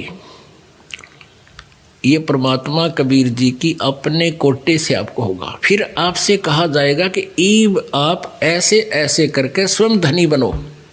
अब आज ये जितने भी भगत जुड़े हुए हैं 90% को परमात्मा ने सुख दे के जोड़ा हुआ है, 90% को सुख दे के, 10% हैं जो बेचारे ज्ञानवान समझ कर अपने आत्म कल्याण के लिए जुड़े हुए हैं। 90% तो वो ही हैं जिनके भूत भगा दिए, जिनके घर में कोई प्रेत बाधा थी, जिनका शरीर खराब था, कोई हारी बीमारी थी, 90% तो वो हैं। अक्सर जो है ज्यादातर सुनने में जब ये लोग इसी चक्कर में फंस जाते हैं कि शारीरिक ये व्याध आती है, उसमें जो तकलीफ थी ये हो गया, वो हो गया, ठीक हो गया, अक्सर लोग ज्यादातर ये सुनते हैं, लेकिन जो मेन मुद्दा ना उसकी तरफ कोई इतना ध्यान कोई नहीं देता। शारीरिक बीमारी ठीक हो ना हो कोई बात नहीं है, लेकिन मेन मुद्दा जो है ना जो खास बीमारी वो ठीक होनी चाहिए। अब भगत जी देखो बात वही है, मालिक की वाणियों के अनुसार ही ज्ञान को समझना पड़ेगा। मालिक कहते हैं भाई सभी नहीं है परमात्मा के, सब परमात्मा के नहीं है भगत जी। वही बात हो, कौवे के घोंसले में कोई एक आध अंडा मिलता है उसका कोयल का, बाकी सारे कौवे के होते हैं भगत जी। अब कोई दुखी आएगा तो क्या भगवान उसको धक्के थोड़ी मारेगा, रात देगा उसको, हो सकता है ज्ञान समझ के मार्ग पे वो लग जाए। ये जन्म नहीं तो अगला जन्म सुधर जाएगा, कम से कम भक्ति का बीज तो पड़ेगा। ऐसे ही कभी परमात्मा ने आप और हमारे को तैयार किया था। बिल्कुल बिल्कुल। अब ये तो फिर धीरे धीरे आत्मा के रिचार्ज होने पे है, फिर वो कितना टाइम लग जाए, वो कितने जन्म लेने पड़ जाए। तो भगवान तो भगत जी सब उसके बच्चे हैं, वो तो क्या करे बस। अभी और भी चक्कर पड़ेगा क्या भगत जी? चक्कर कुछ नहीं है, बस ये है अभी आपके पता नहीं कितने जन्म लेने पड़ जाएंगे, और भी चक्कर पड़ेंगे क्या? नहीं, उन आत्माओं की बात कर रहा हूँ मैं, तो जिन आत्माओं को ज्ञान समझ में नहीं आता, खाली अपने भूत भगाने के लिए आ जाते हैं, फिर बाद में छोड़ जाते हैं, तो धीरे धीरे परमात्मा फिर भाई जैसे मतलब कि फिर कभी किसी योग में शरण में लेगा, फिर कभी लेगा, तो धीरे धीरे उस आत्मा को परमात्मा तैयार करता है भक्ति के लिए। अच्छा, आजकल जो है ना ये एक दो और लफंडर से जो है ना आपकी वार्तालाप भी हुई है एक दो से, जैसे वो नितिन हर एक वो चंद्रदेव वगैरह वगैरह जो सुलपाती के बैठे से क्या करके बैठता है, गुड़ वो दुनिया भर की अंगूठी डाल के बता, वो कबीर साहब आके ज्ञान देगा। अब भगत जी देखो, मैं कोई चंद्रदेव कोई सूरज देव को तो जानता नहीं है, बाकी वो नितिन जरूर थोड़ा बहुत मेरे से टकराया था। उसको एक बार कहा था मैंने कहा जा भैया, अगर तू अगर ज्यादा अगर ज्ञान चर्चा का अगर तेरे को कीड़ा लग रहा है तो दे दे मेरे को टाइम, भाई कहाँ है क्या करना है। 3 साल हो गए आज तक उसका फोन नहीं आया। ये लोग जो ना हमारे जो गुरुजी का जो बाग है उसमें कीड़े बहुत लगा रहे हैं आजकल। भगत जी जब वो परम संत जब धरती पर आता है ना, तो काल तो उसी के और उसी की संगत के पीछे लगाएगा अपने दूतों को। नहीं तो ये दुनिया भर के पंथ हैं, ये राधा स्वामी है, जय गुरुदेव है, निरंकारी है, धन धन सतगुरु है, ये नितिन रायजादा उनके पीछे क्यों नहीं लग रहा? क्योंकि वो भी काल के पंथ हैं, नितिन भी जो है वो काल का है। तो ये तो जो सत्य पंथ है जहाँ से काल का भोजन जो निकल रहा है, काल तो उसी के पीछे दौड़ाएगा ना अपने दूतों को। इसलिए जो भी आता है सब संत रामपाल जी की फसल में आते हैं, क्योंकि उधर तो कुछ है नहीं, वो तो काल की व्यवस्था है। तो काल जो है मतलब अपनों के पीछे लगा के क्या करेगा? वो तो ऑलरेडी काल की है, उसमें लेने की तो। ये तो संत रामपाल जी के भक्ति मार्ग से जो आत्माएं जो काल के मुख से बाहर निकलने का प्रयास कर रही हैं, काल तो भगत जी उनको रोकने का प्रयास करेगा ना। अब है कुछ है नहीं उनके पास में, ना कोई सिर पैर है ज्ञान का, कुछ नहीं है, सिर्फ वो बाई है संत रामपाल जी के सत्संगों में मीन मेख निकाल के और अपनी वाक पटुता के माध्यम से जो मूर्ख होते हैं उनको फंसा लेते हैं। और ये परीक्षा है भगत जी, मैं बार बार यही तो कह रहा हूँ ना, संत रामपाल जी भी चाहते हैं कि जो कचरा जो मेरी संगत में है वो भी निकल जाए, वो निकल जाए भगत जी, क्योंकि 2028 युग परिवर्तन का समय है, भयंकर विनाश मचेगा। देखो हर आदमी इतना चिंतनशील विवेकशील नहीं होता जैसे आप हैं या और कोई हो, हर आदमी इतना चिंतनशील विवेकशील नहीं मिलेगा।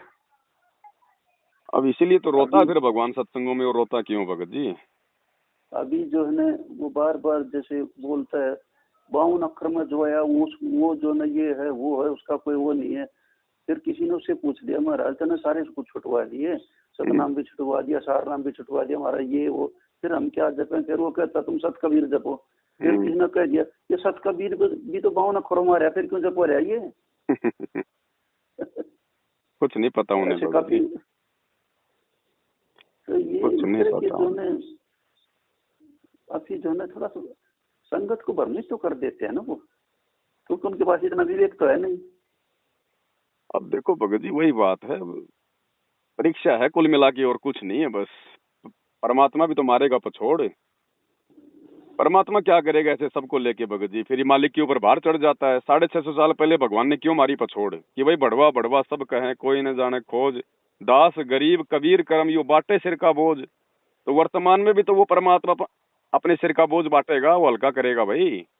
इतने भगत बना लिए तो क्या उनको छाटेगा नहीं भगत जी, फिर नकलियों का भार नहीं चढ़ता।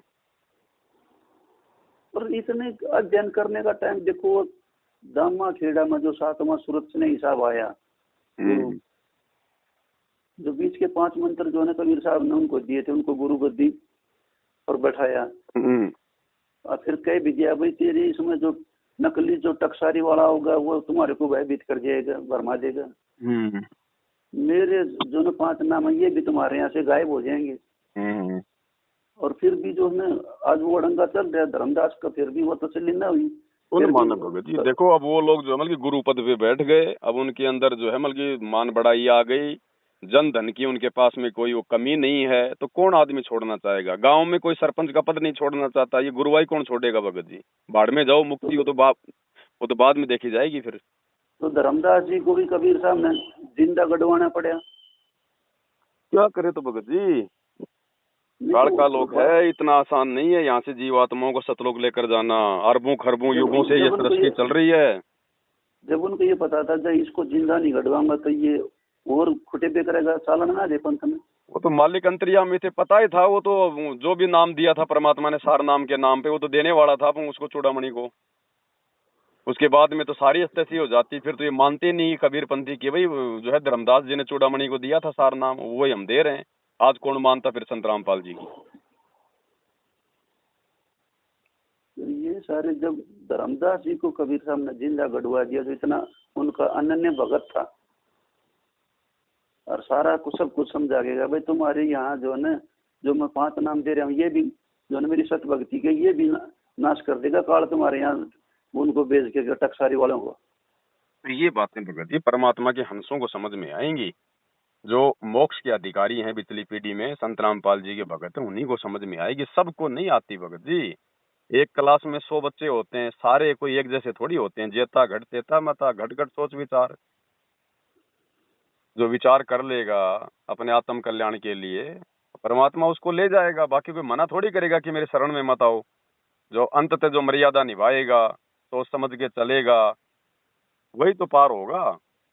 अब ऐसे तो परमात्मा जब भी आते हैं जिस भी युग में आते हैं वो तो सबको अपनी शरण में लेते हैं, सभी अपने बच्चों को लाभ देने के लिए आते हैं।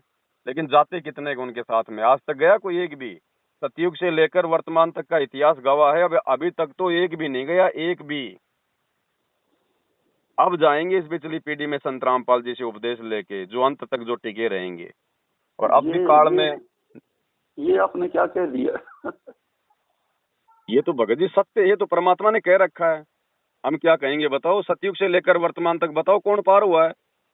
एक का भी दे दो, आप मेरे को प्रमाण दे दो एक का भी जो मतलब पूर्ण मोक्ष प्राप्त कर गया हो, जो सतलोक चला गया हो। एक भी बता दो, एक भी आत्मा। मेरे पास इतना जो ना ज्ञान तो है नहीं कि जिनको ये अपने कबीर साहब मिले 8-10 दिन का गुरुजी नाम लेते, क्या ये सतलोक नहीं गए? कोई नहीं गया भगत जी। गरीबदास जी तो खुद ही परमात्मा थे, उनका तो क्या जाना और क्या उनका आना, वो तो डबल भूमिका कर रहे थे। जैसे काशी के भंडारे में केशव बंजारे की और कबीर की भूमिका वो खुद ही कर रहे थे। इनके अलावा बता दो कौन गया? एक का भी नाम बता दो मेरे को, और बता दो और आप उसका प्रमाण दे दो। ना तो नानक जी पार हुआ, नानक जी पार हो गए तो मेरे को दे दो उसका प्रमाण। नहीं, मैं तो प्रमाण देने वाले मेरी इतनी हैसियत नहीं है, मैं तो ऐसे आपसे जिक्र कर रहा हूँ। मुझे एक भी पार नहीं है भगत जी। जब 650 साल पहले जो परम भगत था परमात्मा का, जिसके समान कोई ज्ञानी नहीं था, जिसने कबीर जी के गुरु की भूमिका निभाई थी, रामानंद ने, जब वो फेल हो गया तो औकात क्या है? और फिर गुरुजी क्या बोलते हैं सत्संगों में कि बच्चों 64 के 64 लाख फेल हो गए थे। गुरुजी बोलते कि नहीं बोलते? बिल्कुल।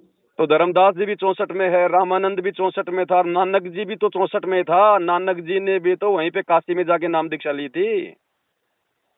कौन सा पार हो गया? 64 में सारे हैं। वो वस्तु आपको फिर बताई जाएगी जो तत्व भेद है, जिसको शब्द कहते हैं। अब ये बालका खेल समझ रखा, नाम ले लिया, गुरु कुआ में पढ़ो, नाम ले लिया अपना ठीक से। ईसाई आसान होता तो बिरा ये बंदी छोड़ना है, सारन पार ले जाते है। वो यह चीज चाहते थे कि ये टिक जावे। बंदी छोड़ना खुद लीला करी 64 लाख से सो गए थे। महाराज ने देखा कि इन मस्से कितने कापड़े, एक पे छोड़ मारी थी, 1.5 पाया था। 64 लाख में तय एक बार फटकार दी थी नो, 1.5 पाया था अर्जुन सर्जुन, और वो 1.5 भी ठीक ना रहे, 2 भी। तो ऐसा है कि उन उदाहरणों को क्यों किया उन्होंने कि हो सकता आने वाले सावधान हो जाए, पर हम फिर उससे लगन में लगे रहेंगे तो फिर देखो वही बात से महाराज के हैं तापसुआ को फोकट ज्ञाना, गुरु को तज पूजे जो आना आन कहें दूसरे को, और तापसुआ को फोकट ज्ञाना, और फिर ज्ञान की उन कुछ नहीं हो पाया उसमें भी। और अब गुरुजी जो हिसार जेल से जो ऑडियो आ रही हैं, जो आ रहे हैं, जो मतलब विशेष संदेश आ रहे हैं, इनमें गुरुजी खुल के बोल रहे हैं कि रामानंद का अब दोबारा से जन्म होगा, अब आएगा वो बच्चा। भगत जी ये पिछली पीढ़ी तो है मोक्ष का समय। आज से पहले तो परमात्मा ने झाड़े मार मार के थोड़े बहुत लाभ दे दे के मनुष्य जन्म दिए हमें, हमारी बैटरी चार्ज करते आए परमात्मा वर्तमान समय में लाने के लिए। मोक्ष का समय तो ये है। आज से पहले तो हम लोग वैसे भी पार नहीं हो सकते थे, क्योंकि हम लोग अनपढ़ थे। शास्त्र जो है मतलब हर भाषा में था नहीं, हर कोई जो है इनको मतलब पढ़ नहीं सकता था, और शास्त्रों में ये प्रमाण देखे बिना ये आत्मा कभी संतुष्ट नहीं हो सकती। तो हम तो वैसे भी नहीं होने थे पार उस समय। तो एक कंप्लीट कोर्स तो आज दे रहे हैं परमात्मा। 650 साल पहले उन्होंने किसको सार नाम दिया, किसको उन्होंने सार शब्द दिया? सतनाम भी नहीं दिया उन्होंने किसी को, और ना ये 5 मंत्र, वो ना जो है मतलब 7 मंत्र दिए उन्होंने पूरे, ये बीच बीच के 5 मंत्र दिया करते थे। केवल ये मनुष्य जन्म होते रहे। ये तो वर्तमान में पूरा खेल खेलेगा परमात्मा। अब दिया इन्होंने कंप्लीट कोर्स। बच्चों आप इस प्रोसेस से गुजर चुके हो। रामानंद जी को पटड़ी पे लाकर छोड़ दिया था, एक जन्म होगा, और सारनाथ होता हुआ रहा है, अब वो बच्चा यहाँ आएगा। और सारनाथ होता हुआ रहा है, अब वो बच्चा यहाँ आएगा। और सारनाथ होता हुआ रहा है, अब वो बच्चा यहाँ आएगा। मुक्ति की लगी है, इसने तुम मानो ना मानो इस प्रोसेस से गुजार चुका मालिक आपको। आप तो प्योर बना कर छोड़ दिए, सीधे सतलोक जाओगे। कुर्बान हो जाओ ये झंझट जो आज तुम चपटे बैठे हो, जिससे संपत्ति और संतान का। ये तक कुत्ते बन के वहां में चपकोगे, गधे बन के वहां चपकोगे। अब जिसका चपकना इसका चपको, ये परिवार भी आपका सुरक्षित रहेगा। इनको पालो पोसो, माल की राह बता दो, आपको बहुत पुण्य होगा। कबीर सागर में राजा वीर सिंह बघेल और उसकी रानी को 7 नाम का मंत्र दे रखे हैं। 7 नाम नहीं दिया भगत जी। परमात्मा बोलते हैं कई बार सत्संग में, उसको सार शब्द भी दे दिया बोलते हैं, उसको सार नाम दे दिया बोलते हैं परमात्मा। लेकिन आप उनकी हरकतें देखिए ना फिर बाद में। सार शब्द भगत जी वो किसको मिलता है? सार नाम जो है वो किसको मिलता है? जो अपने गुरु को पूर्ण रूप से जो जान जाता है उसी को तो मिलता है। और 650 साल पहले, चलो आज तो कोई ना माने कि भाई संत रामपाल जी खुद ही वो कबीर है। 650 साल पहले जो आए थे भाई उनको तो मानोगे कि वो तो कबीर थे। उनकी तो आप और हमारी तरह कोई आड़मास की देह नहीं थी, वो तो शब्द स्वरूपी राम थे। तो जब वीर सिंह को परमात्मा ने सार नाम दे दिया, सार शब्द दे दिया, जब मगर से परमात्मा सतलोक जाने की लीला करने लगे, तो सेना लेके क्यों खड़ा था वीर सिंह और बिजली खान पठान? उस शरीर को प्राप्त करने के लिए।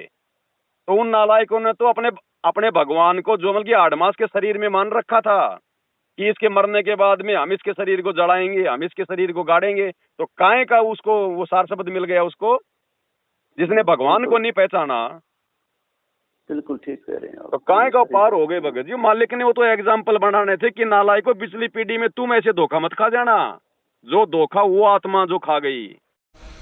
फिर परमेश्वर जी ने कहा कि भाई 1-2 चादर लाओ, एक नीचे बिछाऊंगा, एक ऊपर ओढ़ कर लेटूंगा। फिर परमेश्वर ने पूछा कि भाई बिजली खां पठान तुम सेना किस लिए लाए हो? वीरदेव सिंह बघेल तुम सेना किस लिए लाए हो? दोनों ने नीचे गर्दन कर ली, आज सामने सामने खड़े थे। दूसरे हिंदू और मुसलमान कहने लगे, हिंदू कहने लगे कि हम आप जी के शरीर को इन मुसलमान काफरों के हाथ नहीं लगने देंगे। हम आपके शरीर का अंतिम संस्कार हिंदू रीति से करेंगे। मुसलमान कहने लगे हम इन हिंदू काफिरों के हाथ आपका शरीर नहीं लगने देंगे, हम आपके शरीर का अंतिम संस्कार अपने हिसाब से करेंगे, और यदि ऐसा नहीं हुआ तो हम युद्ध करके शरीर प्राप्त करेंगे। अब परमेश्वर ने कहा रे बोले आदमियों, निकम्यों, 120 वर्ष हो गए मैंने तुम्हें शिक्षा देते ने, आज तक तुम मेरे शिक्षाओं का इतना ही पालन कर पाए हो? आज भी तुम हिंदू और मुसलमान दो बने खड़े हो। खबरदार जे तुमने झगड़ा किया तो मेरे से बुरा नहीं होगा। और सुन लो, इसके अंदर मेरा शरीर नहीं मिलेगा तुम्हें। लेकिन यह जच्चा ना थी उनके। फिर भी अगर तुमने झगड़ा नहीं करना है, एक सदर तुम ले लेना, एक मुसलमान ले लेंगे, एक हिंदू ले लेंगे, और सदरों के बीच में जो भी वस्तु मिले आधी आधी बांट लेना। तुम लड़ियो ना भाई, ना तो विनाश हो जाएगा, गृह युद्ध शुरू हो जाएगा, आपसी जुल्म हो जाएगा, महाभारत से भयंकर युद्ध हो जाएगा। लेकिन उनके मन में न्यू थी कि एक बार गुरुजी शरीर छोड़ दे फिर तुम आप देख लेंगे। हाँ, फिर हम न मानना किससे कि नहीं, अपने हिसाब तक कराएंगे हम। हाँ, फिर हम न मानना किससे कि नहीं, अपने हिसाब तक कराएंगे हम। अब परमात्मा ने ऐसा ही किया, शरीर तो उनका साथ ही गया था, छोड़ा नहीं था। लेकिन क्या हुआ, जितने सबके समान था, सब जैसे चादर ओढ़ी थी ऊपर के और शरीर के ओढ़ा हुआ जैसे महसूस होता, इतने ही शरीर के आकार के फूल बन गए, सुगंधित फूल। और परमात्मा आकाश में जाकर आकाशवाणी की कि भी देख लो ब्राह्मणों, देखो मैं जा रहा हूं सतलोक को।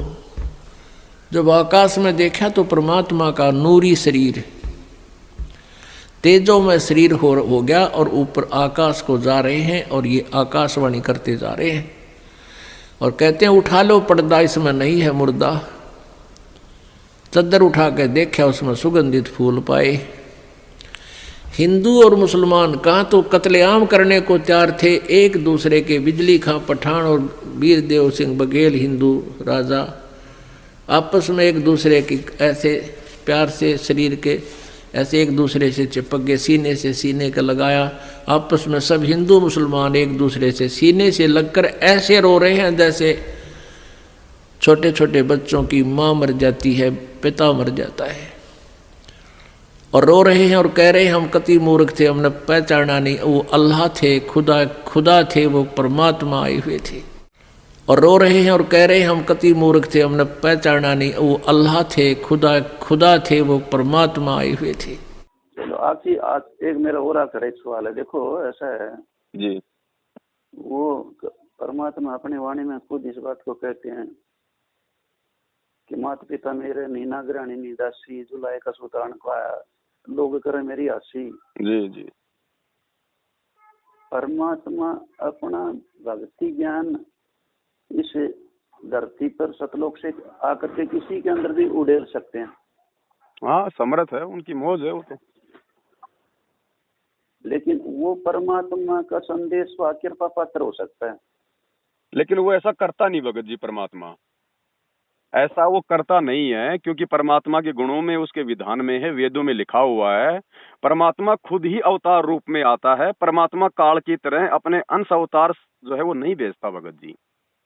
और आज तक उन्होंने यदि सतलोक से चारों युगों में अपना कोई भी अवतार भेजा हो, अपनी कोई भी आत्मा भेजी हो, अपना कोई संदेश वाहक बना के, तो बता दो भगत जी, एग्जाम्पल दे दो, एक का भी नाम बता दो।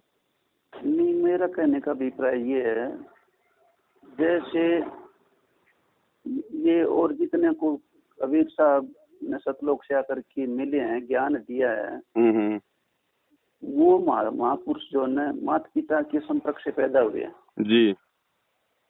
और वो कबीर साहब के अनन्य भगत थे जी पिछले जन्मों से।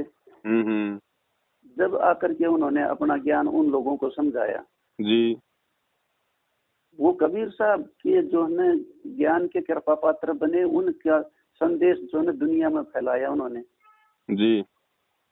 वो उनकी कृपा पात्र, उनके ज्ञान का भंडार उनके अंदर उन्होंने उड़ेल दिया। हाँ, वो ज्ञान उड़ेल दिया, लेकिन वो किसी को पार नहीं कर सकते थे, क्योंकि वो जीव थे और जीव कभी जीव को पार नहीं कर सकता भगत जी। मैं सिर्फ इसी बात पर। हाँ, ज्ञान तो देखो परमात्मा ने आज आपको भी दे दिया, मेरे को दे दिया, तभी तो इतनी बातें कर रहे हैं। तो ज्ञान तो आज उन्होंने सब पे उड़ेल दिया।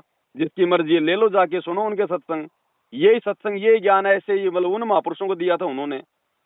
वो भी आप बात ठीक जी। नहीं देखो, कई अभी जिनको सतलोग ले जा करके दिखाया, सारी कुछ ऐसे दृष्टांत वो देते हैं अपने अपने सत्संगों में, फिर सुनाया गुरु जी ने। वो तो अपने को गवाह बनाने थे परमात्मा ने वर्तमान में आप और हमारे को विश्वास दिलाने के लिए कि भाई सतलोग नाम की भी कोई चीज है। नहीं तो फिर हम बताओ, फिर वो कैसे विश्वास करते? नहीं, इसमें तो देखो यहाँ कोई गुरु जी ने असत्य तो बोला नहीं होगा। नहीं, सत्य है। जिनको दिखाया है उनके नाम ले रहे हैं, सब कुछ कर रहे हैं, कबीर सागर में लिखा हुआ है।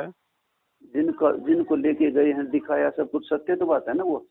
लेकिन वो देख के भी तो पार नहीं हुए भगत जी। नहीं, वो बात बिल्कुल का समय नहीं था। वो बात आपकी मैं बिल्कुल मान रहा हूँ। उनको वहाँ दिखा भी दिया, उसके बावजूद भी जो है ना वो पार नहीं हुए।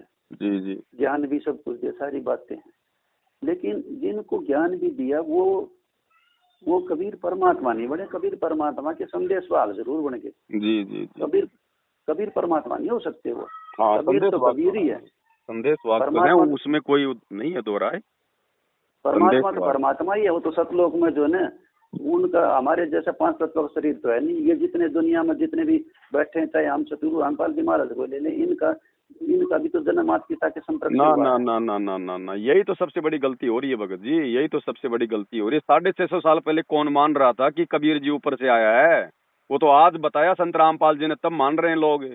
उस समय तो लोगों ने रिजेक्ट कर रखा था कि भाई कोई विधवा ब्राह्मणी थी, उनको फेंक गई लोक लाज के मारे, ये तो नीरू का लड़का, ये तो फलाने का लड़का। उस समय कौन मान रहा था? उस समय कौन मान रहा था कि भाई ये ऊपर से आया हुआ ये भगवान है? नहीं, ये बात जो आप जो कह रहे हो, देखिए इतना तो हमने भी पहले भी सुना था कि भाई कबीर साहब इस तरह से जो है वो कमल के फूल पर जो है ऐसे आए हैं। लेकिन ये जो आप जैसे जिक्र किया, ये कई जगह जिक्र आता कि विधवा ब्राह्मणी के वो फेंक की थी। ये तो बहुत सी बातें सुनने को मिलती हैं। ये बात भी सुनने तो कमल के फूल पे भी लोगों ने कहा माना था कि ऊपर से आके भाई वो नीचे आया है, कि भाई वो ब्राह्मणी हो जो वहाँ पे मतलब छोड़ गई, या किसी ने जन्म दे दिया, कोई कंवारी थी वहाँ पे छोड़ गई, वहाँ पे वो जो मतलब जुला दंपति थे वो नहाने के लिए जाया करते थे, उनको उठा के ले आए, वो निसंतान थे, उनका पालन पोषण किया। यही तो मतलब जो है मतलब नकली कहानियां चल रही थी। आज मान रहे हैं लोग कि हाँ वो परमात्मा थे, ऊपर से आए थे, सह शरीर आए थे। तो ऐसे ही भगत जी संत रामपाल जी भगवान के विषय में है। वर्तमान में लोगों की आंखें खुली हुई जो है मतलब की बंद है भगत जी। केवल जो मतलब की चंद होंगे परमात्मा के, जो ही समझ पाएंगे इस भेद को। उस कबीर के बिना इस पृथ्वी लोक से कोई काल के जाल से जीवात्माओं को निकाल कर लेके जा सकता है क्या? बता दो। कबीर के अलावा समर्थ का काम उसी को साजे, और करे तो मूर्ख बाजे। अब कबीर यदि वर्तमान में आएगा भगत जी, इस कलयुग की पिछली पीढ़ी में, जहां पर ये साइंस, ये टेक्नोलॉजी, इंसान इतना ज्यादा अपने आप को जो मतलब की बुद्धिमान समझ बैठा है, और आज अगर संत रामपाल जी अगर किसी तालाब पे, अगर कमल के फूल पे भी अगर ऊपर से आ जाते, तो क्या लोग इनको भगवान मान लेते? कोई जादूगर मान लेता, कोई तांत्रिक मान लेता, कोई शेवड़ा मान लेता, कोई भूत प्रेत मान लेता। भगवान नहीं मानते। तो भगवान ने ज्ञान से अपनी पहचान करवानी है, इसीलिए तो दिन रात एक करके इन शास्त्रों को खोल खोल के दिखा रहे हैं, ताकि मेरे बच्चे मुझे ज्ञान से पहचाने कि ये ज्ञान 21 ब्रह्मांड में आज से पहले किसी ने दिया क्या है? क्या किसी के पास में ये ज्ञान? जो लोग अपने अपने धर्म के शंकराचार्य बने बैठे हैं, उनको तो चारों वेदों का भी ज्ञान नहीं है। चारों वेदों को भी जो है 4 शंकराचार्य बटे हुए हैं। एक शंकराचार्य को भी चारों वेदों का ज्ञान नहीं है, और इन्होंने पढ़ा दिए पूरी दुनिया के धर्म ग्रंथ है। तो कौन है परमात्मा? क्योंकि गीता का समझना कोई बालकों का खेल नहीं। परमात्मा बुद्धि दे अपने कृपा पात्र पे, तभी ये अनमोल ग्रंथ समझ में आते हैं। और टीचर उसी को कहते जो हमारे सिलेबस को ठीक से जाने। वो टीचर कहां, जब सिलेबस का ज्ञान नहीं अटपट सुना रहा है तो टीचर नहीं है। तो जितने भी आज तक धर्मगुरु किसी भी धर्म के हैं, उनको अपने सिलेबस का ज्ञान वर्तमान वालों को नहीं है। इस दास रामपाल दास के अतिरिक्त विश्व में नहीं है। ये कद्दे समझ माजियो था।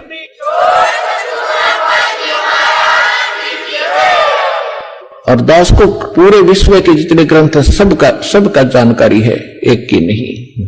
और दास को पूरे विश्व के जितने ग्रंथ है सबका जानकारी है, एक की नहीं, क्योंकि हमारा जन्म तो हिंदू धर्म में हुआ। केवल हिंदू धर्म के शब्द ग्रंथ नहीं, पूरे विश्व के जितने भी धर्म ग्रंथ हैं सबकी जानकारी दास को दी है कबीर भगवान ने, उस परमात्मा।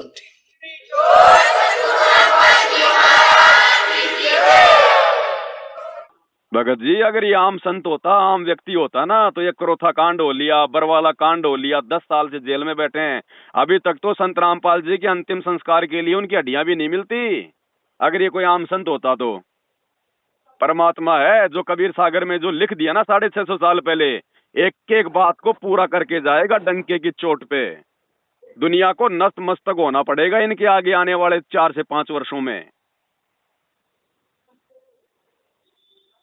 ये भगत जी परमेश्वर है। जो गरीबदास जी थे वो भी तो माता पिता के सहयोग से आए हुआ बताते हैं। रानी उनकी माता थी, बलराम उनके पिताजी थे, फिर लास्ट में उनकी अस्थियां क्यों नहीं मिली, और उसी शरीर में फिर वो सहारनपुर में जाके 35 साल तक वो क्यों रहे, वो प्रकट हुए वहां पे, अगर माँ के गर्भ से आए थे तो। लेकिन दुनिया तो ये मान रही थी कि भाई गरीबदास जी भी माँ के गर्भ से आए हैं। तो परमात्मा जो लीला करेगा उसको जीव समझ सकता है क्या? नामा और रैदास रसीला, कोई ना जाने उस अविगत की लीला। और जो इन बातों को जो समझेगा, जो इस रहस्य को अपने गुरु के आशीर्वाद से और ज्ञान से जो समझेगा, वही सतलोक का अधिकारी है। भगत जी गुरु को अगर अपने जैसा आम व्यक्ति मान लिया, नरक के भागी। क्या कहते हैं गरीबदास जी ने इतना मोटा ग्रंथ क्यों लिखा है कि गुरु मानुष कर जानते वो नर कहीं अंध, वह दुखी संसार में आ गए यम के फंद। मानुष क्या होता है? मानुष वो होता है जो माँ के गर्भ से जेर में लिपट के आता है, उसको कहते हैं मानुष। आम प्राणी, जीव, मनुष्य। तो गरीबदास जी ने क्या कहा? जो माँ बाप की वीर्य फिर उससे पैदा होता है वही मानुष है, वही मानुष होता है। तो गरीबदास जी ने क्या कहा कि गुरु मानुष कर जानते वो नर कहिए अंध, कि वो तो अंधे हैं, ज्ञानहीन है, उनको कुछ नहीं पता। वो तो यहाँ भी वो धक्के खाएंगे जोमल की भक्ति लेके भी। तो गरीबदास जी इतना मोटा ग्रंथ गुरु महिमा पे भाई वो क्यों लिख के गए हैं, और क्यों संत रामपाल जी ने उस गरीबदास जी की वाणियों से वाणियां छाट छाट के हमारे को 3 समय की आरती के रूप में दी है, हमारी आंखें खोलने के लिए। अगर गुरु को मानुष मान लिया, अरे गुरु को तो भगवान से बड़ा बताया गया है। गुरु बड़े हैं गोविंद से मन में देख विचार, हरि सुमरे सोवार हैं गुरु बजे हुए पार। 7 दीप 9 खंड में सतगुरु से बड़ा न कोई, करता करे न कर सके सतगुरु करे सो होए। और जो सुख इन्होंने दे दिए कोई दे सकता है क्या उस भगवान के अलावा? आज ये दास आपके पास है और अब कबीर परमात्मा आ जाए। अब जरूरी नहीं है वो कबीर भगवान इस स्वरूप में जो आप रोज देखते हो, दाढ़ी दूढ़ी बुढ़ाकर टोपी टापी पैर के ना, वो किसी भी रूप में आ सकता है। और यहाँ इस दास के स्थान पर वो परमेश्वर आ जाए और आपके साथ ऐसे ही ज्ञान देवें, आपको आशीर्वाद देवें, मिलें, सत्संग करें, तो आप उनके साथ क्या व्यवहार करोगे?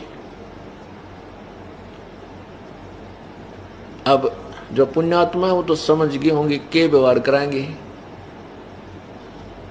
कि परमात्मा की तलाश और परमात्मा सामने, फिर व्यवहार के फिर तो समर्पण होगा। तो कहने का भाव ये है कि जैसे ये दास उस परमेश्वर का ही स्वरूप मानना होगा। कैसे? जैसे जो आपने जो 2-4 साखी जो अभी बोली हैं जी, ये जो गरीबदास जी हुए, कबीर साहब हैं या सतगुरु रामपाल जी महाराज हैं, इन लोगों ने, इन महापुरुषों ने आम जो आज गुरु के पद पर बैठे हैं उनके लिए भी एक सम्मानजनक दृष्टि से देखने के लिए ना, ये आपकी गलती है भगत जी। फिर तो संत रामपाल जी दूसरे संतों के बारे में फिर तो कुछ बोल ही नहीं सकते। अगर उन संतों के लिए अगर गरीबदास जी ने और कबीर जी ने ये वाणियां लिखी है, तो फिर दूसरे पंथों की संगत को संत रामपाल जी क्यों मना करते हैं कि तुम्हारे गुरु जी जो मतलब मानुष हैं, जीव हैं, ये 2 कोटि के प्राणी हैं? फिर तो सबको भगवान बताना चाहिए संत रामपाल जी ने। नहीं, ये उस वास्तविक सतगुरु के लिए है। क्योंकि गरीबदास जी ने क्या कहा था, जो ये गरीबदास जी, सुनो भगत जी, ये वाणी गरीबदास जी ने हम पिछली पीढ़ी वालों के लिए इसलिए लिखी है क्योंकि गरीबदास जी ने ये भी तो कहा था कि सतगुरु दिल्ली मंडल आईसी और सूती धरणी सुम जगाईसी, काग भूषण छत्र के आगे गंधर्व करत चलत है रागे। गरीबदास जी ने 350 साल पहले बोल दिया था कि सतगुरु दिल्ली मंडल आईसी, कि जो मेरा सतगुरु है, जो मुझे जिंदा महात्मा के रूप में जो मुझे आके जो मुझे यहाँ पे जो मिला है ना, वही सतगुरु आगे चल के दिल्ली मंडल में आएगा। तो ये वो सतगुरु है, ये गरीबदास जी का सतगुरु है, ये वो जिंदा महात्मा कबीर जो आज 8 सितंबर 1951 को गांव धनाना, जिला सोनीपत, हरियाणा, भारतवर्ष की पावन भूमि पे आके प्रकट हो चुका है। ये इनके लिए है कि उनको यदि कोई मानुष मानेगा, गुरु मानुष कर जानते वो नर कहिए अंध। इनके लिए है वाणी कि उस समय उस सतगुरु को, सतगुरु रामपाल जी को आम व्यक्ति मत मान लेना भाई, आम साधु संतों की श्रेणी में मत ले लेना। तो यहाँ सिर्फ और सिर्फ यदि हम 3 महापुरुषों का जिक्र करें तो वो चौथे के लिए तो ये लागू ही नहीं होती बात, लागू ही नहीं है और है भी नहीं। आप जी नित्य नियम पढ़ते हो, आपको जब आपने नाम दीक्षा ली थी आपको भक्ति बोध मिली है ना, उसमें हमारी गुरु प्रणाली लिखी हुई है ना, तो उसमें बंदी छोड़ शब्द जो है वो कितने मतलब महापुरुषों के नाम से पहले लग रहा है, आप उठा के देखो। उसमें सबसे पहले तो ऊपर ही ऊपर लगेगा बंदी छोड़ कबीर साहिब, फिर नीचे बंदी कबीर साहब के वहाँ लगे, फिर गरीबदास जी महाराज क्या लिखा, फिर आगे आकर के अपने रामपाल जी महाराज के यहाँ, और तो कहीं है नहीं। तो ये 3 ही महापुरुष हैं भगत, ये 3 ही बंदी छोड़ हैं।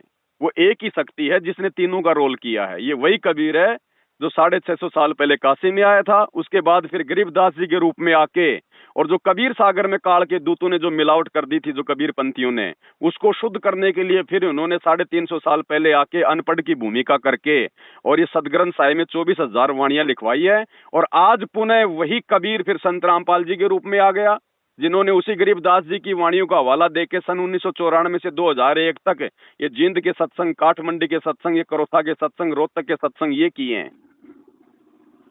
पूरे विश्व की वाणियों, पूरे विश्व की भाषाओं का समावेश है आदरणीय गरीबदास जी महाराज जी की वाणियों में। पूरे विश्व की भाषाओं के शब्द हैं, कौन खोल सकता है और कौन खोल रहा आज? किसी भी गरीबदासी ने खोला क्या? किसी भी गरीबदासी जो पंथी हुए हैं आज तक किसी ने उनके सदग्रंथ को खोला क्या? वही खोल सकता है जो लिख के गया है।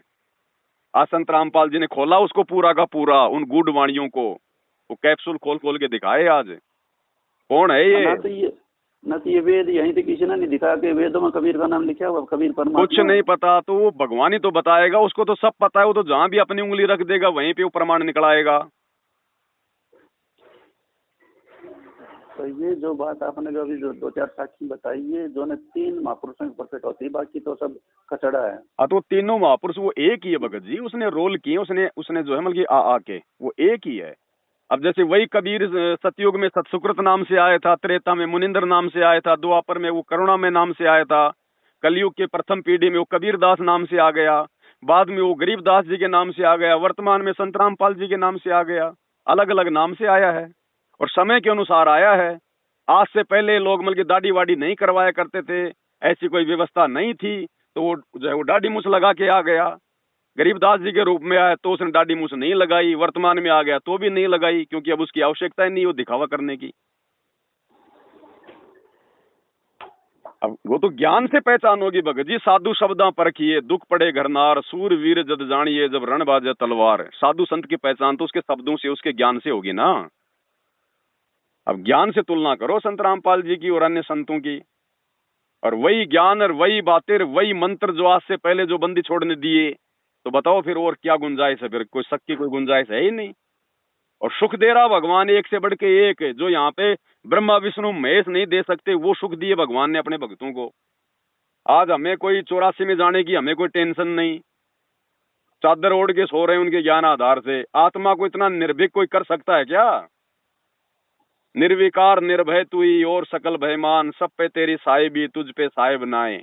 इस परमात्मा के अलावा ना तो कोई निर्भीक और निर्विकार है, और ना उनके भक्तों को कोई निर्भीक और निर्विकार जो है बना सकता है। केवल परमात्मा कर सकता है ये काम अपने ज्ञान और भक्ति से और अपने आशीर्वाद से, जो काम आज उन्होंने किए हैं। तो अब भी यदि हम इनको पहचानने में भगत जी त्रुटि करेंगे तो फिर मालिक कहते हैं फिर युग युग बने समान। परमात्मा कहते हैं गुरु को मानुष जो गिने और करे चरना अमृत को पान, ते नर नरक में जाएंगे जन्म जन्म बने समान।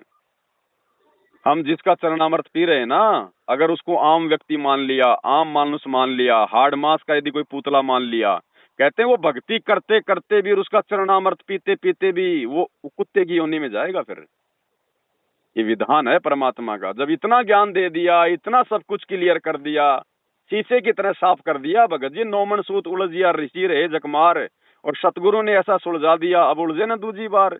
फिर भी बताओ क्या गुंजाइश रह गई। और अपने हाथों पे रख रहा भगवान अपने बच्चों को, जो मर्यादा में है उनको, जो गुरु को भगवान मानते हैं उनको, बाकी को नहीं भगत जी।